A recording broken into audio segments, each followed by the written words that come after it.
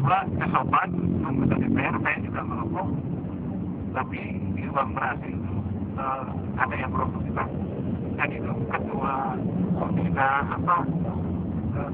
Demokrat gitu ya, Demokrat. Nah, ya itu dua. Nah, terus kemudian yang ketiga, beberapa datang terlambat, posisinya saya kosong, dan pulang lebih dulu. Jadi kan ngecap, orang bahkan hanya ngomong dan memperkenalkan dirinya, terus balik, gitu. Terus pulang, gitu. Nah, terus memperlakukan saya tidak tahu teman-temannya, kita seperti anak-anak, misalnya ingin menyatakan bahwa maaf instruksi ketua, tidak perlu banyak pikir atau apa, karena poinnya sudah sama, yaitu bahwa Komisi 10 menolak kurikulum yang meniadakan bahasa daerah. Keprok. Itu saya keprok, gitu ya. Keprok. Nah, ini itu saya keprok. Nah, yang gitu deh. Terus yang mimpin pertemuan tadi itu khusus ya, pemain catur. Nah,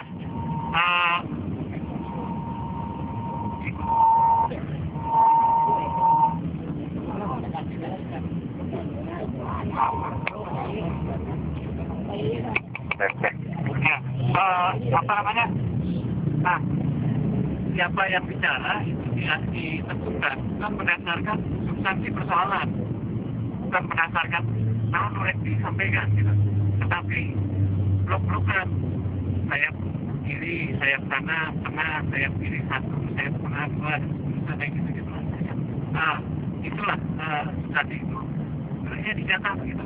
Ini saya pilih sama orang, saya pilih sama orang, saya pilih sama orang. Nah, terus kemudian masing-masing menyampaikan, pertama Darman menyampaikan. Seingat saya Darman menyampaikan bahwa draft kurikulum yang disosialisasikan itu memperlihatkan adanya pengingkaran terhadap konstitusi. Misalnya pasal 32 ayat 2 itu artinya kurikulum 2013 itu inkonstitusional itu.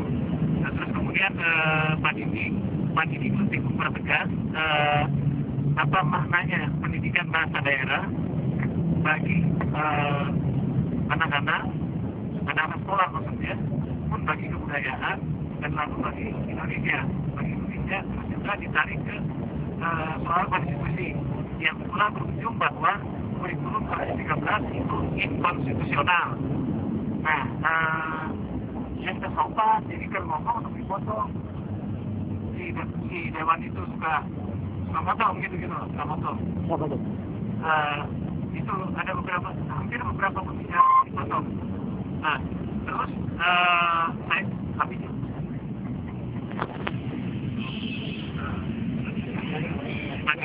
dari Makassar juga nyatanya dipotong, antara ngomong dipotong gitu. Terus kemudian dia juga menyampaikan dia lebih mengajukan pertanyaan, saya tidak ingat persis pertanyaannya lalu dari Jogja ya, dari Jogja terus terakhir dari Jogja yang bertanya, terus ada membuat uraian yang lebih rinci mengenai pelanggaran kurikulum 2013 terhadap undang-undang Distiknas gitu kan. Pendek kata, draft kurikulum 2013 itu ditafsirkan oleh teman-teman semuanya sebagai teks yang melanggar undang-undang, yang melanggar konstitusi, yang karena itu berarti berseberangan dengan tujuan dan dasar negara ini. Itu poinnya. Nah, bicaralah mereka kemudian kan, giliran mereka ngomong ya udah sama lah, udah dekat-dekat ini kasar kedua, tidak kalau nggak salah betul. Nah, artinya dia nggak ada diskusi, nggak ada diskusi baik terhadap apa yang dikatakan oleh para teman-teman yang oleh teman-teman, dan ditanggapi termasuk dua pertanyaan dan risetnya nggak menjawab pertanyaan lucu kalau buat saya, karena kami nggak bisa menjawab sendiri-sendiri, ini harus dirapatkan dulu. Nah, yang terima kami siapa? Yang terima kami kan pemilik sekarang, kasih omong secara pribadi, kasih semua.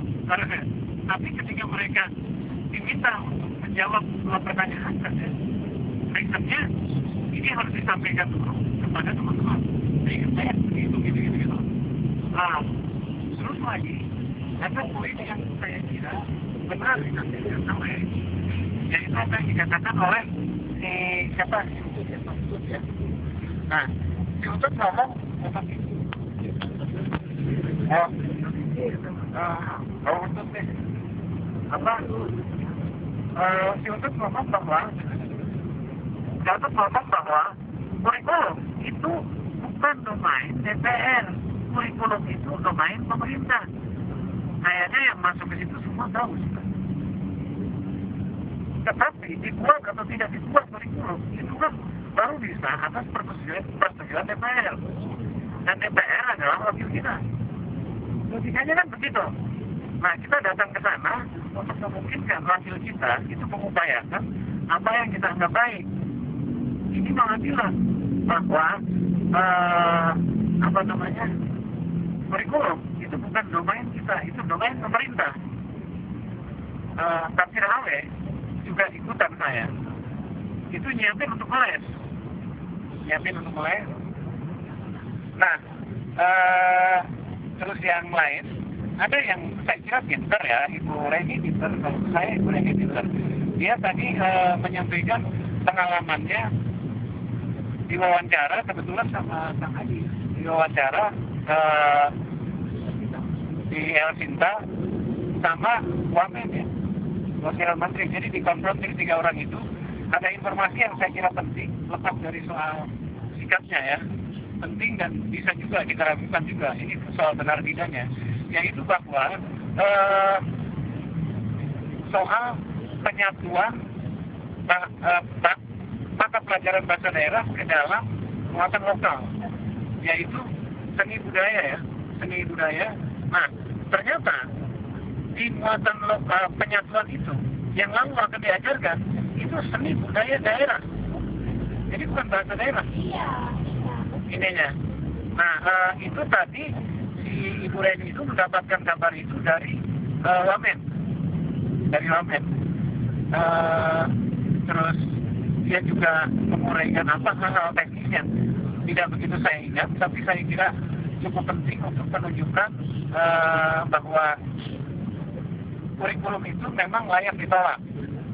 Nah, kemudian terhadap apa yang diberikan oleh Pak Dirti, yaitu pengajuan kita, permohonan kita, mereka akan mengajukan itu ke Kementerian Pendidikan dan Kebudayaan.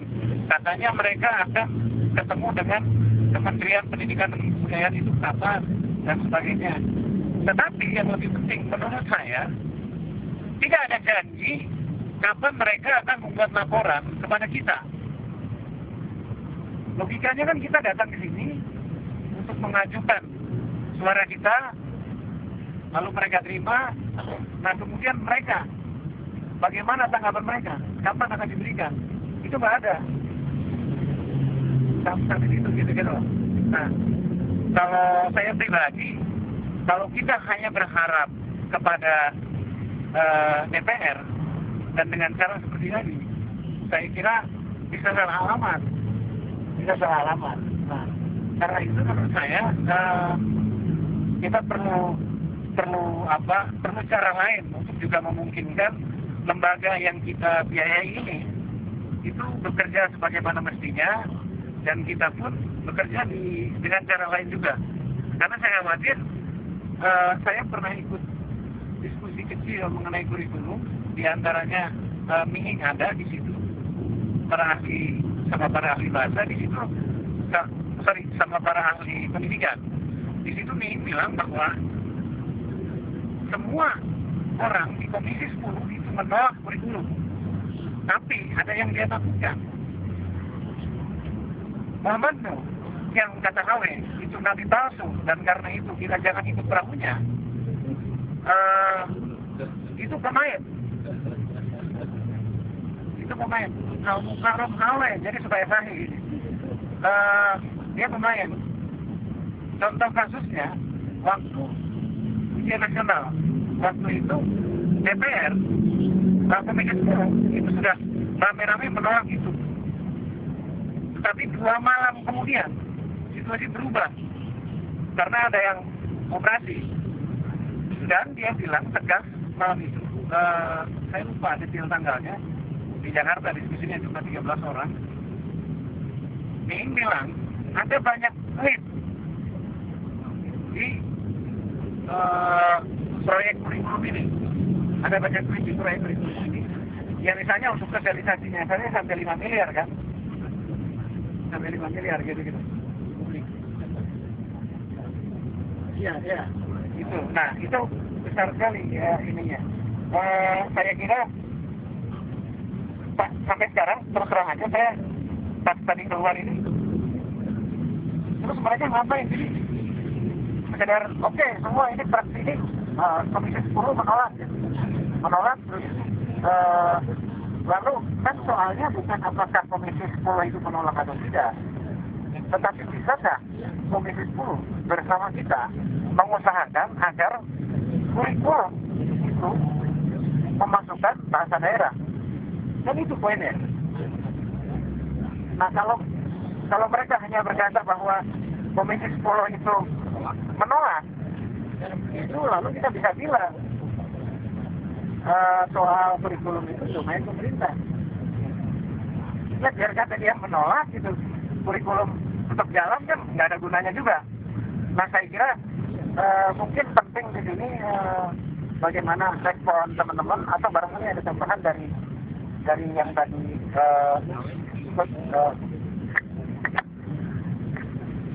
ya, terima kasih.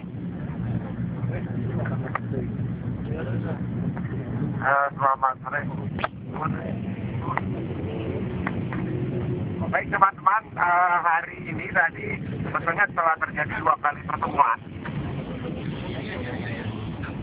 antara kita dari forum peduli bahasa daerah dan mereka dari DPR. Yang pertama adalah pertemuan antara forum peduli bahasa daerah dengan para anggota Komisi 10 dari fraksi Partai Golkar. Pertemuan ini dipimpin oleh salah satu wakil komisi itu ialah Kami Bakri dan beberapa jajarannya.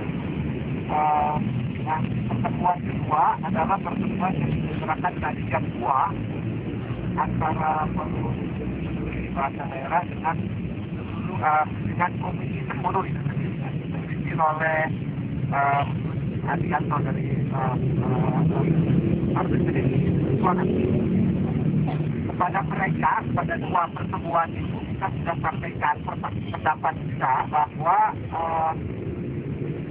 struktur kurikulum 2013 itu tidak sejalan dengan amanat konstitusi Republik Indonesia dan dengan tegas menyatakan bahwa pemerintah seharusnya menghormati bahasa daerah sebagai bagian dari kekayaan budaya nasional. Bahkan bertentangan tidak sejalan dengan undang-undang pendidikan nasional. Yang kedua, kita sampaikan pada mereka bahwa kita menghendaki agar bahasa daerah tetap dijadikan mata pelajaran tersendiri di dalam kurikulum pendidikan dasar dan menengah.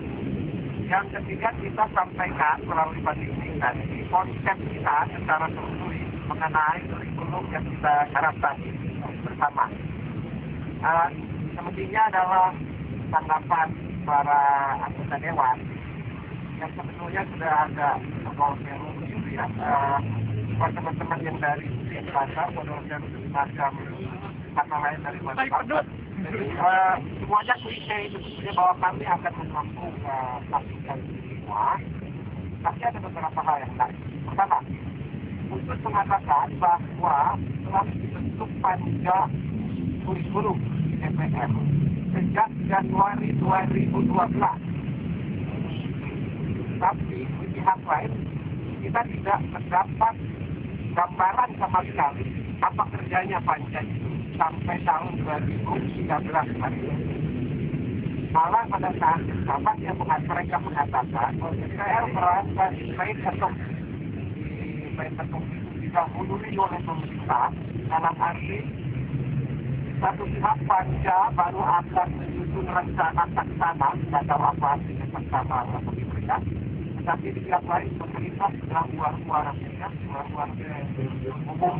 mengumumkan kurikulum 2013 sehingga DPR merasa tidak peduli. Yang lain DPR juga mengatakan seperti yang disebut tadi bahwa tentang mengenai penyusunan kurikulum itu domainnya pemerintah, bukannya pemerintah. Adapun DPR yang diorganisasikan urusannya hanya dengan anggaran. Dan dalam konteks ini pernyataan seperti itu bagi saya pribadi semacam bersulit dan situasi yang sulit. Hanya informasi aja. Lalu mereka berjanji panja ini Komisi 10 pada hari Rabu nanti ini akan bertemu dengan Menteri Muhammad Yusuf yang sudah masuk dan tidak punya untuk mengurus soal kurikulum ini. Jadi kita sama-sama akan buktikan 2 hari lagi apakah kata-kata DPR itu terbukti atau tidak terbukti. Karena ada tambahannya kalau belum sepakat katanya. Karena keputusan masih sifatnya kolegial. Maksudnya tidak bisa diputuskan 1-2 orang, tapi oleh 10 orang. Artinya ada kemungkinan tidak jadi itu pertemuan. Jadi tidak ada sikap jelas. Kalau akhirnya menurut saya kita sepakat ada di catatan tidak dapat sepenuhnya mengandalkan institusi DPR untuk memperjuangkan hak hidup warga daerah dalam kurikulum dan dasar. Kita harus terus menyusun rencana aksi, baik aksi massa maupun aksi diplomasi, termasuk naskah akademik dan sebagainya untuk memperjuangkan hak hidup warga daerah. Maupun sebagainya. Kita harus desak terus institusi seperti DPR agar lebih kritis lagi menghadapi pemerintah. Dalam hal ini Kementerian Pendidikan dan Kebudayaan. Kita harus desak mereka. Kita juga harus memperkuat elemen-elemen masyarakat sipil untuk memperbesar aspirasi kolektif mengenai pentingnya bahasa daerah dipelihara dan dikembangkan di Indonesia. Saya kira apa yang dapat saya sampaikan itu saja. Mudah-mudahan kita selamat di dunia dan akhirat. Assalamualaikum warahmatullahi wabarakatuh. Waalaikumsalam. Saya kira tadi pembicara terakhir Kang Opik itu membuat satu analogi yang bagus ya. Apa yang kita lakukan ini seperti permainan catur. Ini bukan saja karena ketua sidangnya Sudaryanto. Dalam permainan catur dikatakan topik pasokan ada 3 kemungkinan. 1 benar, 2 lebih, 3 salah. Salah, kalau bahasa daerah dihilangkan dari kurikulum. Semis, kalau pengajaran bahasa daerah diserahkan kepada Pemda ya, kepada pemerintah daerah setempat. Benar, kalau mata pelajaran bahasa daerah dijadikan mata pelajaran wajib tersendiri. Nah, untuk ini tadi saya teringat DPR, beberapa anggota DPR itu bilang bahwa senjata mereka satu cuma, yaitu di anggaran. Artinya apa? Substansi persoalannya yang tadi dikatakan oleh Hawi dan dikatakan dengan bagus saya kira oleh Darman, oleh Pak di sana, yaitu kurikulum 2013 melanggar konstitusi itu tidak penting. Yang penting anggaran. Ini agak berbahaya karena sekarang ini. Itu bisa buat mereka sendiri gitu-gitu. Makanya kita nggak bisa kita lepas. Dan tadi saya juga sampaikan kepada Kang Darman, saya khawatir tidak semua di DPR, di Komisi 10 itu punya kompetensi seperti ini. Artinya apa? Apa yang kita ajukan yang tanpa dijanjikan kapan itu akan direspon, bisa jadi dipakai modal oleh mereka untuk tawar-menawar untuk meraup keuntungan bagi mereka sendiri. Oleh karena itu saya kira agak kurang elok kalau kita terlalu percaya kepada mereka yang kita gaji itu. Dengan kata lain, saya setuju sama HW dan sementara saya juga setuju bahwa barangkali sekarang Muhammadiyah itu memang lebih bagus, dan karena itu kita tidak harus memperhatikan atau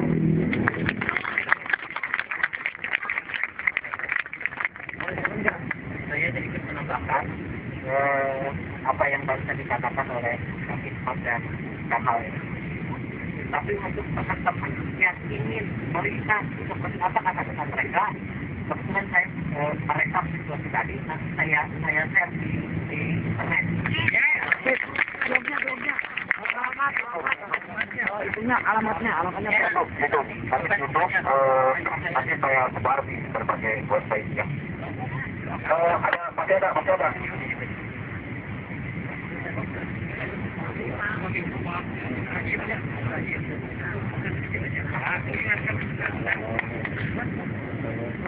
Ya, selamat sore. Saya ingatkan aja, saya pengalaman 3 kali dirinya sore ini itu mereka enak dengan kita, tetapi nanti ketika fraksi beda keputusannya.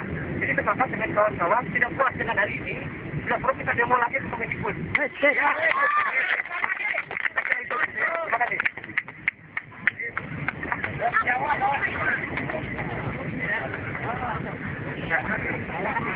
Terima kasih teman-teman semua. Saya yakin tidak ada usaha kecil apapun yang tidak ada manfaatnya. Meskipun apa yang diceritakan oleh teman-teman kita, Imam, HW, dan lain-lain tadi, bahwa usaha kita hari ini yang kita aspirasikan, yang kita teriakan tadi, kita seolah-olah bahwa hari ini akan mendapat jawaban seperti itu kira-kira, bahwa tuntutan kita tentang dicantumkannya pelajaran bahasa daerah dalam kurikulum itu sepertinya akan disetujui. Tetapi sebuah gerakan, saya yakin, adalah sebuah proses, dan sekecil apapun keringat, sekecil apapun langkah saudara-saudara sekalian, sangat besar manfaatnya bagi gerakan ini. Jadi, apa yang dikatakan oleh Kang Wawan tadi, mari kita lanjutkan. Karena jawaban dari pihak DPR tadi, itu sangat gampang sekali, seperti apa yang disampaikan oleh Kang HW. Jadi mari, saya mengimbau secara pribadi kepada teman-teman yang biasa menulis dari segi pikiran, dari segi tulisan, dari segi gagasan dan ide, mohon peristiwa ini tolong ditulis dan itu nanti dibaca oleh lebih banyak daripada yang terlihat di hari ini. Kita tentu saja lebih dihargai dan lebih dimaknai, lebih dimengerti oleh saudara-saudara kita di seluruh Nusantara. Saya kira itu. Kemudian sebagai ketua aksi, saya khususnya dari teman-teman Jawa Barat mengharapkan bahwa dukungan dari teman-teman dari Jogja juga bertambah, dari Jawa Tengah, dari Bali dan lain sebagainya, sehingga peduli bahasa daerah secara nasional itu akan segera terbentuk. Dan insya Allah rencana kita untuk menyelenggarakan konferensi bahasa daerah Nusantara itu akan diselenggarakan. Wassalamualaikum warahmatullahi wabarakatuh. Pak Saurat, sebagai ketua forum peduli bahasa daerah. Assalamualaikum warahmatullahi wabarakatuh. Alhamdulillah, walaupun kita belum mendapatkan jawaban yang pasti, satu, apa yang kita aspirasikan ke Komisi 10 akan mereka dikatakan kita penegakan ODSI dengan kita Kementerian Pendidikan dan Kebudayaan. Tetapi kita belum berantak buat sampai apa yang tadi saya katakan, kita harus kita memantau dan memperhatikan bagaimana kinerja Komisi 10. lalu yang menjadi pengalaman hari ini bahwa dari pihak Komisi 10 belum memiliki perangkat yang kuat untuk membolehkan apa yang kita lakukan. Oleh karena itu tadi dari pihak forum peduli bahasa daerah menyampaikan naskah akademik untuk dipelajari oleh pihak Komisi 10 DPR. Dan setelah mereka pelajari, itu akan menjadi bahan untuk disampaikan pada Kemendikbud alasan dan rasionalisasi pentingnya pelajaran bahasa daerah dijadikan sebagai mata pelajaran yang setara dengan pelajaran-pelajaran lainnya di tingkat nasional.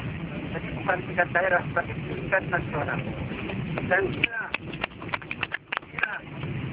Kemendikbud tidak memasukkan ini ke tingkat nasional atau tidak mencantumkan mata pelajaran bahasa daerah di kurikulum 2013, berarti Kemendikbud dan pengembang kurikulum telah melanggar Undang-Undang Dasar 45 pasal 19 ayat 2. Dan kami mengatur terima kasih kepada rekan-rekan dari Jogja, dari Semarang, dari Surabaya, dari Purworejo, dari Bali, dari Padang, dan dari Padang yang telah bisa hadir pada hari ini. Dan kami tadi katakan, bila kami belum terwujud, kami akan membuat gerakan yang lebih luas dari ini. Yang kedua, kita bisa bahasa proses dan kita harus strategi tentang waktu dan baiknya. Assalamualaikum warahmatullahi wabarakatuh. Selamat, sebelum kalau nanti kita